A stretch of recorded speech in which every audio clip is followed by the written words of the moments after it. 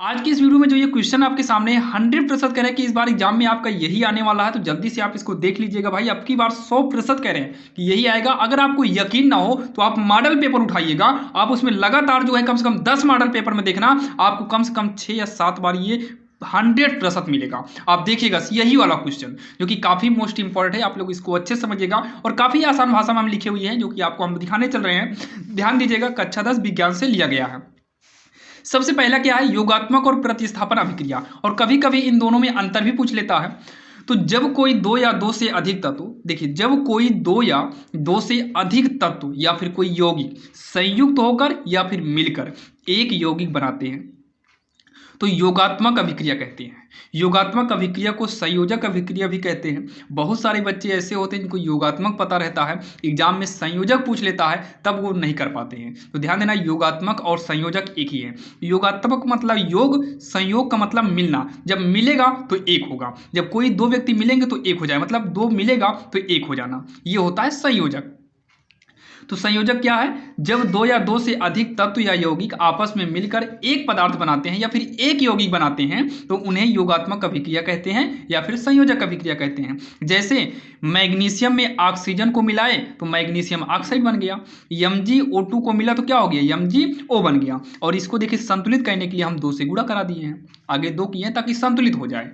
प्रतिस्थापन अभिक्रिया में क्या है, प्रतिस्थापन अभिक्रिया वे अभिक्रिया जिनमें एक तत्व के अणु, वे अभिक्रिया जिनमें एक तत्व के अणु दूसरे तत्व या यौगिक में चले जाते हैं, दूसरे तत्व या यौगिक में चले जाते हैं, उन्हें हम प्रतिस्थापन अभिक्रिया कहते हैं। और प्रतिस्थापन अभिक्रिया को ही विस्थापन अभिक्रिया भी कहते हैं। ध्यान देना, प्रतिस्थापन अभिक्रिया को ही विस्थापन अभिक्रिया भी कहते हैं। जैसे यहाँ रिएक्शन दिया हुआ है, उदाहरण के लिए जेडीएन है, CuSO4 है, जिंक है, कॉपर सल्फेट है। अब क्या हुआ, जो SO4 है, बोला ना एक तत्व के अणु दूसरे में चले जाते हैं, मतलब SO4 इसमें से निकलकर इसमें आ गया, तो इसमें से निकलकर इसमें आ गया तो JDNSO4 हो गया, प्लस में Cu हो गया।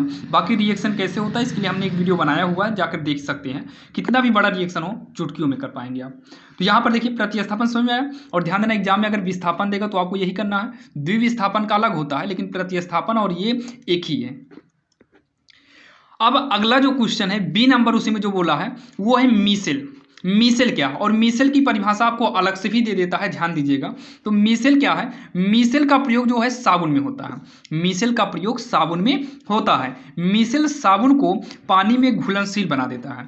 मीसेल का जो प्रयोग है ये साबुन में होता है। जो मीसेल होता है, जो साबुन घुलता है ना, मीसेल के कारण ही घुलता है, जिससे कपड़ा क्या हो जाता है, साफ हो जाता है। ये मीसेल का जो है चित्र है, जो कि ये जो चार बना है, आप चारों तरफ बनाइएगा, चारों तरफ गोल गोल टाइप का बनता है। बाकी आपको समझने के लिए भाई इतना हम आपके लिए बनाए हुए हैं, क्योंकि आप इतना बना देंगे कोई दिक्कत नहीं, क्योंकि तैलीय गंदगी है ये, तैलीय गंदगी, आपको चित्र ऐसे ही बनाना है। अब यहाँ पर देखिए अगला जो क्वेश्चन है, उदासीनीकरण अभिक्रिया है। उदासीनीकरण अभिक्रिया का मतलब क्या है भाई, अम्ल व क्षार को जब आपस में क्रिया कराएं, अम्ल और क्षार की जब आपस में क्रिया कराते हैं तो लवण और जल बनता है। इस क्रिया को उदासीनी अभिक्रिया कहते हैं।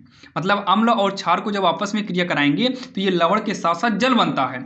इस क्रिया को उदासीनीकरण कहते हैं। उदाहरण की बात करें तो एक क्षार ले लिए, एक अम्ल ले लीजिए, आगे पीछे कर सकते हो।